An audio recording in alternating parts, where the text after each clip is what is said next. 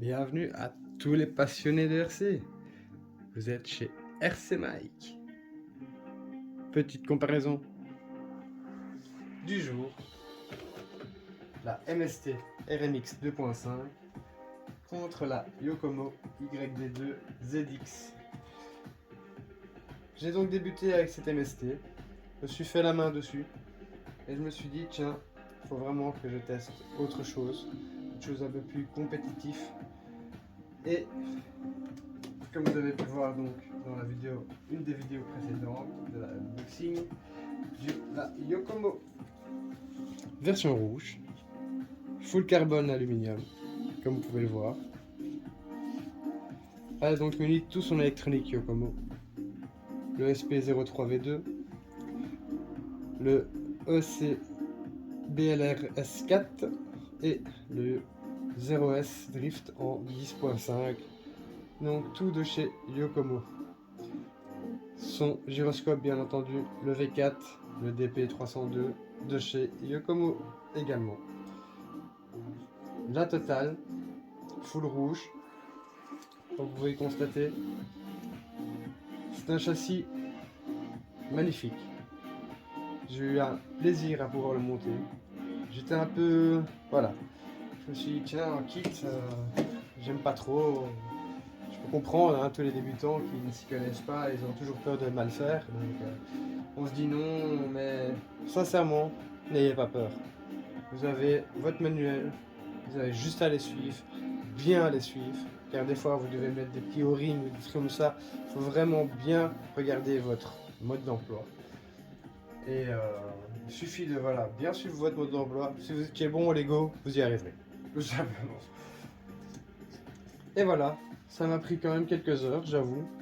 Je voulais faire les choses bien. C'est un véhicule donc magnifique, un comportement magnifique. Maintenant j'ai dû faire quelques réglages et programmation bien entendu de l'ESC pour justement avoir un meilleur contrôle. Ça c'est à vous de voir. Je l'ai muni donc de son système Wi-Fi, donc je peux déjà faire pas mal de paramètres via mon application. Mais sincèrement, rien de mieux que ceci. Avec ceci, vous pouvez faire tous les réglages possibles et inimaginables sur ce type de châssis. La Futaba T10 PX, avec elle, menu utilisateur, page 2, vous avez donc les subtrims, les butées, les reverses de voix, et ainsi de suite. Vous allez dans le menu Racing, vous avez la courbe exponentielle, et là, c'est le top. Voilà. Vous voyez la ligne bleue? Attendez, je vous mets ça de manière à voir. Voilà. La ligne bleue qui est là, c'est la courbe de mes gaz.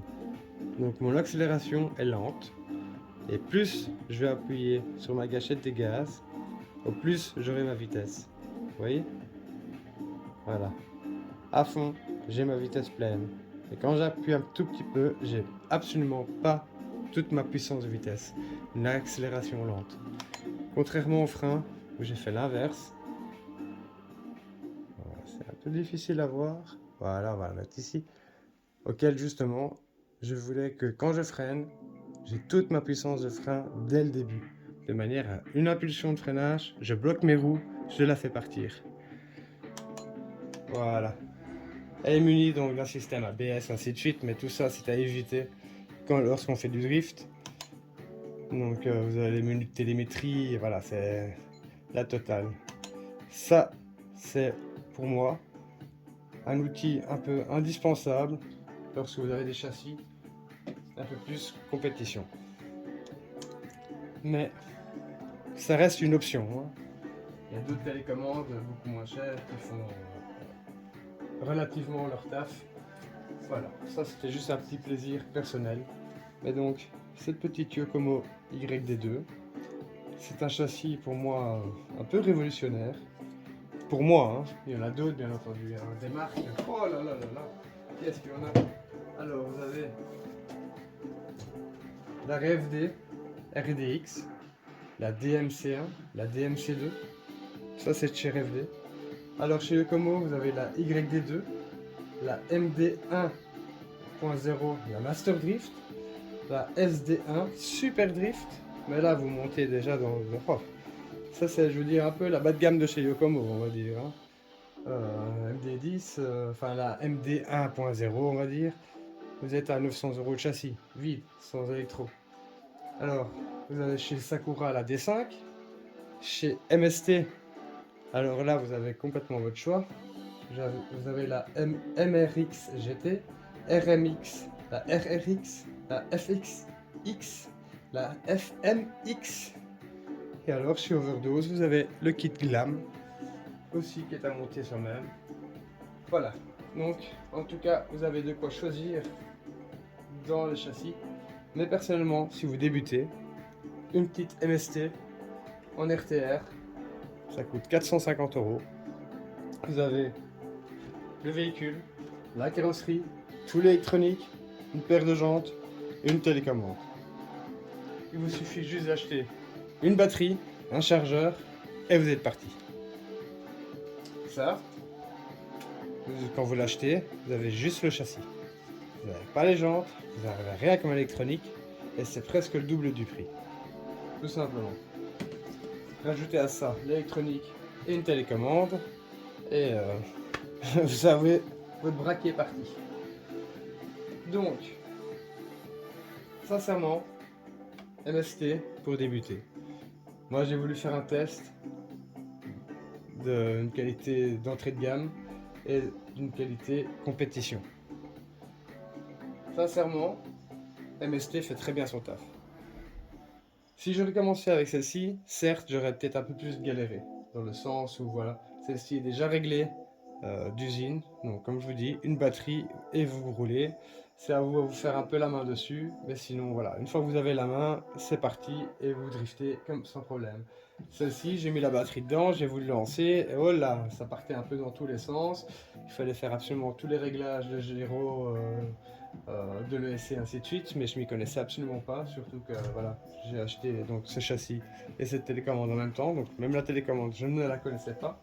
J'ai mis un peu de temps d'adaptation, mais une fois qu'on commence à bien comprendre, eh ben, il n'y a aucun problème, ça se fait tout seul. Sachant que voilà, cette télécommande elle est en français en plus, donc plus facile, parce que l'anglais j'y comprends absolument rien. Donc super facile à régler. C'est juste les réglages, c'est par rapport à votre feeling, c'est à vous de ressentir. Moi voilà, j'ai réussi à la régler telle que je l'aime. Vous pouvez voir dans une des vidéos précédentes que j'ai faites avec la Yokomo. Franchement, ça roule super bien. J'arrive à même mieux gérer que la MST, dans le sens où j'arrive à faire plus de choses avec la Yokomo que la MST. Genre drifter dans une ligne droite, la mettre, vous avez votre ligne droite, et partir en travers. Ben avec ce châssis-ci, j'y arrive. Qu'avec la MST, j'y arrive pas. Pourtant, voilà. Je vous compare un peu les deux châssis. Donc, la MST, donc moteur en bas, cerveau, vous avez le reste qui est vide, votre bac à lipo et votre ESC se trouve à l'arrière pour un maximum de poids sur l'arrière. Malgré que la Yokomo, vous avez donc le ESC qui est au milieu du châssis, votre cerveau, votre récepteur, votre gyroscope, donc bah, lui voilà, il se trouve au milieu aussi au-dessus, donc il n'y a pas de souci, mais votre moteur en position haute. Mais haute, encore haute bas, dans le sens où vous savez régler la position du moteur. Vous pouvez le mettre beaucoup plus haut ou un petit peu plus bas, car vous êtes quand même limité par rapport au carbone qui est juste là, pour le mettre au plus bas. Maintenant, je me demande si c'était possible. Ah ben non, c'est le bac à lipo, donc pas possible de le mettre plus bas.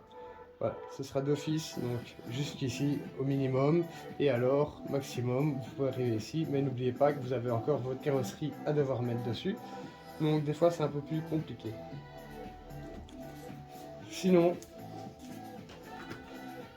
voilà, je vous montre ça.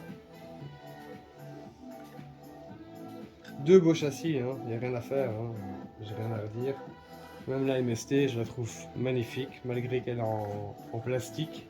full plastique. Bon, c'est moi qui ai mis une bande carbone ici en dessous. Mais sinon, c'est full plastique. Le poids. La Yokomo est quand même plus lourde. Bon, faut se dire que tout est en aluminium. C'est pas parce qu'il y a du carbone c'est plus léger. Le reste est quand même en aluminium. Donc, mais il y a plus de poids sur l'arrière malgré tout sur le Yokomo que la MST. Malgré que ici tout est principalement mis sur l'arrière, qu'ici pas. Vous avez vraiment tout le poids qui est principalement mis sur l'arrière du Yokomo, qui fait que justement quand vous donnez une impulsion de freinage, le véhicule part beaucoup plus vite de l'arrière. Mais voilà, je me répète peut-être, la MST fait très bien son taf pour débuter. Ça ne sert absolument à rien d'aller mettre des sommes comme celui-ci pour débuter. Ça fonctionne même très bien. Et sincèrement, il y a très peu de différence sur la conduite. Certes, la conduite est beaucoup plus fluide, beaucoup plus réalisme au regard avec la Yokomo que la MST. La MST, voilà, elle va peut-être plus aller en saccade, ainsi de suite, que celle-ci, mais voilà, il n'y a rien à faire. Ce sont vraiment deux bons véhicules. Comme je vous ai fait la liste, voilà, il y a beaucoup d'autres châssis à pouvoir tester, à comparer. C'est à voir. Mais en tout cas, la Yokomo YD2 est assez réputée, est assez bien vendue. C'est le pourquoi de mon choix. Et j'en suis vraiment pas déçu parce que ça fonctionne vraiment très bien. Sincèrement, je n'ai vraiment rien à redire sur ni l'une ni l'autre. Elles ont toutes les deux leur petit charme en conduite. Maintenant, il me semblait qu'on m'avait dit que le châssis carbone était un châssis de 3 mm. Mais lorsque je viens le mesurer, j'arrive à 2,4, ouais, 2,5. Voilà. Il me semblait qu'on m'avait dit que c'était un châssis 3 mm. Donc voilà. Il manque quand même un demi-millimètre. Mais bon, c'est pas grave. Il est assez bien rigide. Sincèrement, il bouge pas. Rien à redire. Voilà. Allez, je vous dis déjà à plus. Un petit pouce bleu si cette vidéo vous a plu. La petite cloche de notification pour ne rater aucune autre de mes prochaines vidéos. Et abonnez-vous. Ciao, ciao.